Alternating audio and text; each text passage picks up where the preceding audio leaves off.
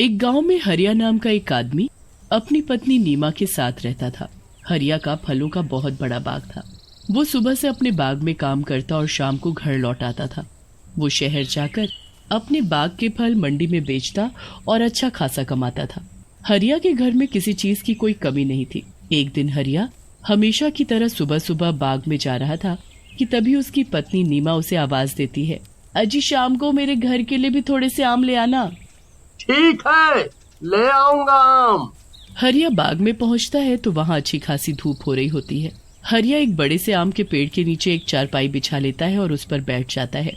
उस पेड़ पर बड़े ही पके हुए और बढ़िया आम लग रहे होते हैं। अरे वाह, क्या आम लगे हैं, इसके तो अच्छे पैसे मिलेंगे। एक काम करता हूँ, इसी में से नीमा के लिए आम ले जाऊंगा, वो बड़ी खुश होगी। हरिया पूरा दिन बाग में काम करता है और शाम को घर जाते वक्त उस पेड़ से कुछ बढ़िया बढ़िया आम तोड़कर रख लेता है। उसके बाद हरिया घर के लिए निकल पड़ता है। घर पहुंचकर हरिया नीमा को आवाज देता है, हाँ जी मैं आ गई, बताओ ना क्या लेकर आए हो। तुम्हारे पसंदीदा आम। आम? सच्ची? हाँ हाँ सच। चलो जल्दी से ठेले से आम निकाल लो, फिर आराम से खाने के साथ खाएंगे। नीमा जैसे ही थैले को खोलकर देखती है तो उसे बड़ा ही गुस्सा आता है। ये क्या है? अरे क्या हुआ भाग्यवान, क्यों गुस्सा हो रही हो? ऐसे खाए हुए आम देखकर कौन गुस्सा नहीं होगा। पूरा थैला बस गुठलियों से भरा पड़ा है। गुठलियों से? कैसी बात कर रही हो नीमा, मैं खुद ताजे ताजे बढ़िया आम तोड़ कर लाया हूँ, तो रास्ते में आते आते इन्हें कौन खा गया? वो मुझे क्या पता, अब मैं जा रही हूँ सोने, और दोबारा मेरे साथ ऐसा मजाक मत करना। हरिया को समझ ही नहीं आता कि आखिर थैले में रखे हुए आम गुठली कैसे बन गए। वो उस रात यही सोचते सोचते सो जाता है। अगले दिन जब वो सुबह उठकर फिर से अपने आम के बाग में जाता है, पूरा दिन वो बाग में काम करता है, फिर थककर उसी आम के पेड़ के नीचे चारपाई पर सो जाता है। पेड़ पर बैठी चुड़ैल गुस्से से हरिया को देखने लगती है। ये फिर आ गया मेरे आम लेने, ये चाहे कुछ भी कर ले पर मैं इसे बाग से एक भी आम नहीं ले जाने दूंगी। ये बाग मेरा है, बस मेरा। चुड़ैल पेड़ पर बैठी एक के बाद एक आम खाती रहती है और गुठली नीचे फेंकती रहती है। हरिया के आसपास काफी सारी गुठली इकट्ठा हो जाती है। चुड़ैल को आम इतने पसंद होते हैं कि वो आम खाना बंद नहीं करती। इस बार जब वो आम खाकर आम की गुठली नीचे फेंकती है तो वो सीधा हरिया के सिर पर जा लगती है। हरिया हड़बड़ाकर उठ जाता है। कौन है? कौन है? किसने मुझे मारा? हरिया इधर उधर देखता है तो उसे कोई भी नहीं दिखता, पर फिर उसकी नजर उसके आसपास पड़ी आम की गुठलियों पर जाती है। हरिया उन गुठलियों को देखकर बड़ा हैरान होता है। ये गुठलियाँ यहाँ कैसे आईं? अभी जब मैं यहाँ आराम करने लेटा था तब तो यहाँ एक भी गुठली नहीं थी, तो फिर अब ये कहाँ से आईं? कौन है जो मेरे बाग के आम खा कर मेरे ही पास गुठली फेंक कर गया है? और हिम्मत तो देखो जरा, गुठली मेरे मुंह पर मार कर गया है। जो भी है मैं उसे छोड़ूंगा नहीं। पागल आदमी, इसे कभी पता नहीं चलेगा ये किसका काम है। हरिया फिर से नीमा के लिए ताजे मीठे आम तोड़ने लगता है। चुड़ैल जब हरिया को आम तोड़ते देखती है तो उसे बड़ा गुस्सा आता है। वो गुस्से में लाल हो जाती है। इसकी फिर से हिम्मत हो गई जो मेरे आम लेकर जा रहा है। लगता है इस बार इसे अच्छा सबक सिखाना पड़ेगा। काफी आम हो गए हैं, चलो अब घर चलता हूँ, काफी देरी हो गई है। हरिया जैसे ही घर जाने लगता है तभी चुड़ैल पेड़ से नीचे कूद पड़ती है और हरिया का पीछा करने लगती है। हरिया को उस दिन घर जाते जाते रात हो जाती है। जब वो घर जा रहा होता है तो आसपास बहुत शांति होती है। हरिया को अचानक अपने पीछे किसी के चलने का एहसास होता है। हरिया जल्दी से पीछे मुड़कर देखता है पर पीछे तो कोई भी नहीं होता। अजीब बात है, अभी कोई तो था जो मेरे पीछे चल रहा था, पर यहाँ तो कोई नहीं है। खैर मैं जल्दी घर पहुँचता हूँ। हरिया वापस घर की तरफ बढ़ने लगता है और फिर से उसे पीछे किसी के चलने का एहसास होता है। हरिया झट से पीछे देखता है तो वहाँ इस बार भी कोई नहीं होता। हरिया घबरा जाता है और जल्दी जल्दी चलने लगता है। जल्दी जल्दी चलने के चक्कर में हरिया के हाथ से उसका आम का ठेला गिर जाता है। हरिया उन आमों को जमीन से उठा ही रहा होता है कि अचानक उसके मुंह के आगे चुड़ैल आकर बैठ जाती है। क्या हुआ हरिया, सारे आम गिर गए? चुड़ैल, बचाओ बचाओ। हरिया को कुछ समझ नहीं आता। वो तो सब आम ऐसे छोड़कर भाग लेता है। भाग गया बेचारा। इन आमों पर बस मेरा हक है, बस मेरा, इनको कोई नहीं खा सकता। चुड़ैल वहीं जमीन पर बैठ जाती है और एक एक आम उठाकर खाने लगती है।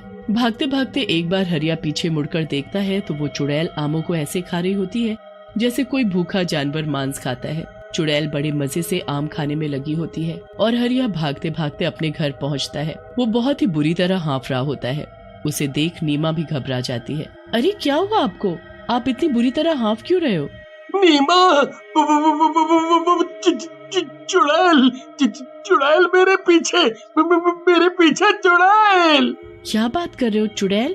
हाँ नीमा, मैं झूठ नहीं बोल रहा। मैंने उसे खुद अपनी इन आँखों से बिल्कुल करीब से देखा है। और पता है, भागते भागते जब मैंने उसे एक बार पीछे मुड़कर देखा तो वो ऐसे आम खा रही थी जैसे जन्मों से भूखी हो।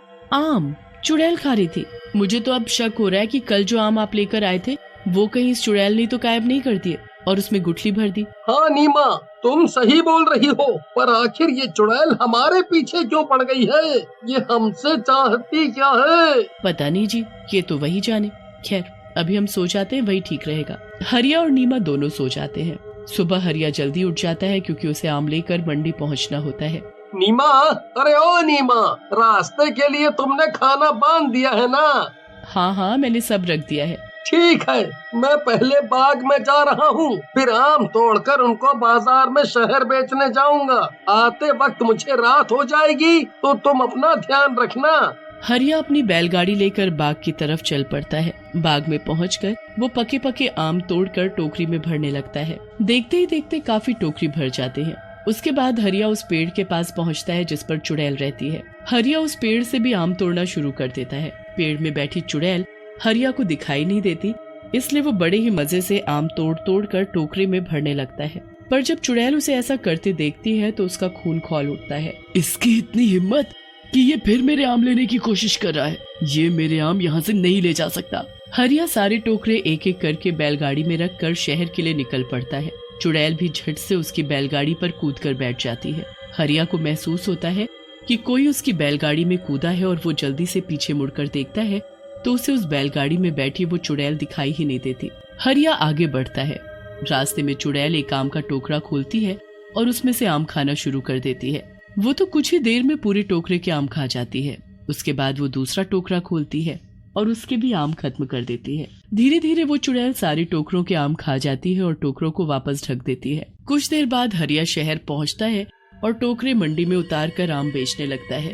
आम ले लो, आम ताजे रसीले मीठे आम, आओ जल्दी आओ और सबसे बढ़िया आम खाओ। हरिया की आवाज सुनकर वहाँ कुछ लोग आम लेने आते हैं। अरे भाई, आम क्या भाव दिए? बस 120 रुपया किलो, बताओ कितने बांध दूं? पहले आम की शक्ल तो दिखाओ, तभी तो बताऊंगा। हाँ, अभी मैं टोकरे खोलता हूँ।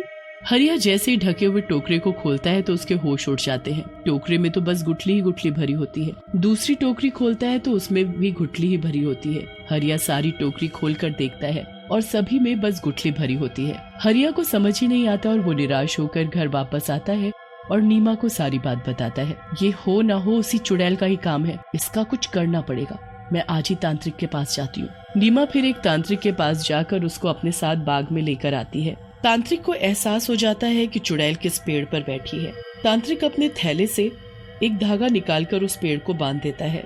ए तांत्रिक, ये तो क्या कर रहा है? ऐसा मत कर वरना मैं भी इस पेड़ से बंध जाऊंगी। यही तो मुझे करना है। तूने बड़ा दुखी किया हुआ है।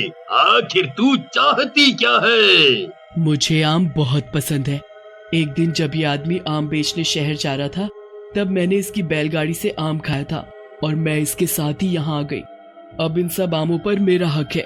ऐसा बिल्कुल नहीं होगा, समझी? अब मैंने तुझे इस पेड़ से बांध दिया है। आज के बाद उस पेड़ से कहीं नहीं जा पाएगी। तुझे जितने आम खाने हैं तू खा सकती है, पर बस इसी पेड़ के। चुड़ैल गुस्से में चिल्लाती रह जाती है। पर कुछ नहीं कर पाती। वो हमेशा के लिए उसी पेड़ पर बंध जाती है और उसी के आम का स्वाद ले पाती है।